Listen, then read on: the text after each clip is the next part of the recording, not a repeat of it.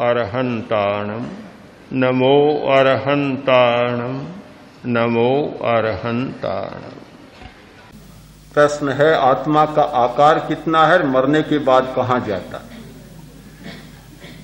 आत्मा का कोई आकार नहीं है, यह आकारातीत है और मरने के बाद कहां जाता है इसे आज जानने की जरूरत नहीं, जिस समय वह आएगा उस समय जान लिया जाएगा। हाँ, कल का भी और आज का भी प्रवचन एक मन में शंका खड़ा कर गया कि जहाँ जहाँ सांसारिक भोग है, सांसारिक विषय, वहाँ आदमी का मन लगता है और बड़ी रुचिपूर्वक जब वो भोग लेता है इंसान, तो उससे विरक्ति और आगे के भोग की कामना। बिल्कुल वैसे अपने ध्यान मार्ग में भी जो एक स्पंदन हमको मिला, उस स्पंदन के प्रति एक हल्का सा उपेक्षा भाव होकर के हम आगे बढ़ते हैं। तो जो क्रम उधर चलता है वही क्रम इधर चलता है। ठीक है। एक प्रश्न है कि जैसे आदमी एक भोग भोगता है और दूसरे भोग के लिए उसमें भावना जाग जाती है, अगले भोग के लिए, तो वैसे ही साधना में एक स्पंदन का अनुभव करता है और दूसरे स्पंदन के लिए कामना जाग जाती, तो क्या यह कोई भूल भुलैया है? प्रश्न तो अच्छा है और बहुत लंबे समय चर्चा करने का है, पर अभी इतना समय नहीं। बहुत थोड़े में इतना ही कहना चाहता हूं कि एक स्पंदन जागता है और दूसरे स्पंदन की कामना नहीं जागती, किंतु उसकी गहराई में, पहले स्पंदन की गहराई में जाता है तो दूसरा स्पंदन सामने आकर खड़ा हो जाता है। ध्यान करने वाले का यह काम होता है कि न पहले स्पंदन में उलझे और न दूसरे में उलझे, उन्हें मध्य मार्ग का विश्राम मानते हुए या मध्य मार्ग में आने वाले दृश्य और घटना मानते हुए आगे बढ़ता चला जाए, भूल भुलैया नहीं होगी। और किसी सुखद स्पंदन में उलझ गया तो सचमुच भटक जाएगा और भूल भुलैया हो जाएगा। एक सतियों का ठाना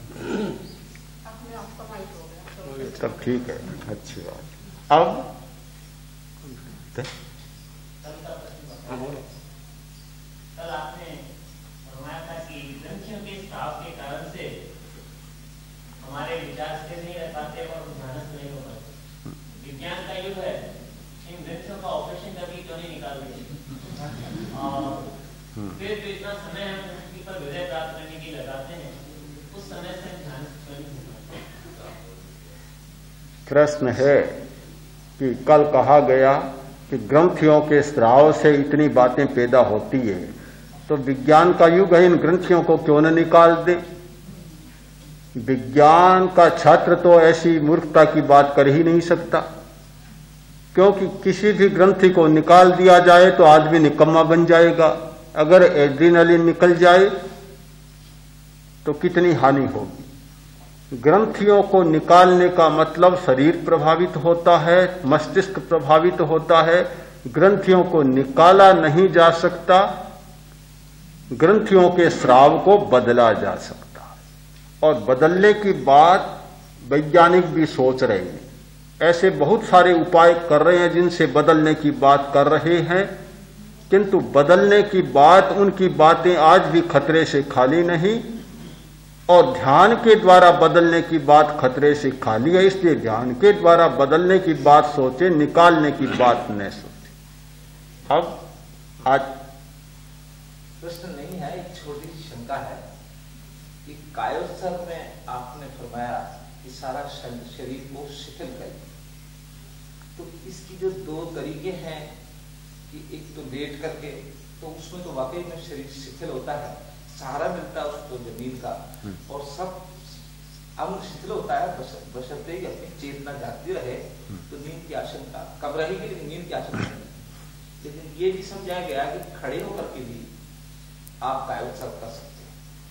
तो मेरी समझ में खड़े होने में कुछ न कुछ तनाव, कुछ न कुछ शक्ति तो लगती, तो शरीर शिथिल खड़े हुए कैसे रहे, ये थोड़ा सा ठीक है।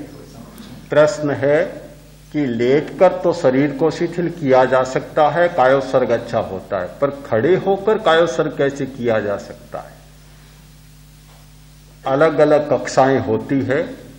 बच्चों के लिए लेटकर कायोत्सर्ग करना जरूरी है पहले। मध्य वय के लोग हो गए, उनके लिए बैठे बैठे कायोत्सर्ग, और पूरे परिपक्व हो गए उनके लिए खड़े खड़े कायोत्सर्ग। ये भूमिका का भेद है। सबसे उत्तम कायोत्सर्ग होता है खड़े खड़े, और यह मध्यम होता है, वह और नीचे दर्जे का होता है। तो वास्तव में कायोत्सर्ग का नियम है खड़े खड़े करना। अभ्यास पकने के बाद यह बात नहीं, जब तक अभ्यास नहीं तब तक ठीक है आपकी बात, किंतु जैसे अभ्यास बढ़ जाएगा फिर तो खड़े खड़े नहीं, चलते चलते कायोत्सर्ग हो सकता है। हमारी एक साध्वी है, सामान्य नियम है भी बैठकर नींद लेते हैं या सोकर लेते हैं। एक साध्वियां गोचरी जाती, उस समय छोटी थी, साथ में गोचरी जाती, साध्वी जी गोचरी करती, वे खड़े खड़े नींद लेना शुरू करती। होता है ऐसा नहीं कस्तूरा जी? तो अलग अलग भूमिकाओं। मैं चलते चलते नींद लेता था। ये अनजानी बात सुन लें आप कि खड़े खड़े नहीं, मैंने तो खड़े खड़े कहा, चलते चलते नहीं।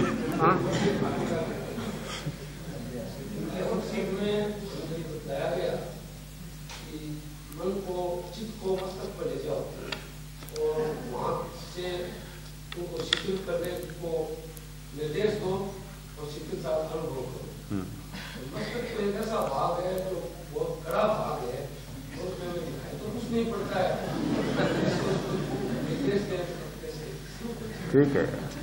प्रश्न है, कायोत्सर्ग में कहा गया कि चित्त को मस्तिष्क पर ले जाओ, शिथिलता का सुझाव दो और उसका अनुभव करो, पर वह तो इतना कड़ा भाग है, किसको सुझाव दे, किसको? बात ठीक है, क्योंकि मस्तिष्क तो बड़ा कोमल है, पर एक दो हड्डियों के ढांचे में, इतने कड़े ढांचे में मढ़ा हुआ है कि जिससे पूरी सुरक्षा हो सके। इन हड्डियों को सुझाव नहीं देना है, सुझाव मस्तिष्क के ज्ञान तंतुओं को देना है। वे बहुत कोमल हैं, बड़े ग्रहणशील हैं। आप जिस प्रकार की भावना करेंगे, जिस प्रकार का चिंतन करेंगे, सोचेंगे, वे ज्ञान तंतु अपने आप पकड़ लेंगे। आप हड्डियों में न उलझे, ऊपर के कवर में न उलझे, पुस्तक का भीतर का पृष्ठ पढ़ना शुरू कर दें, समस्या हल हो।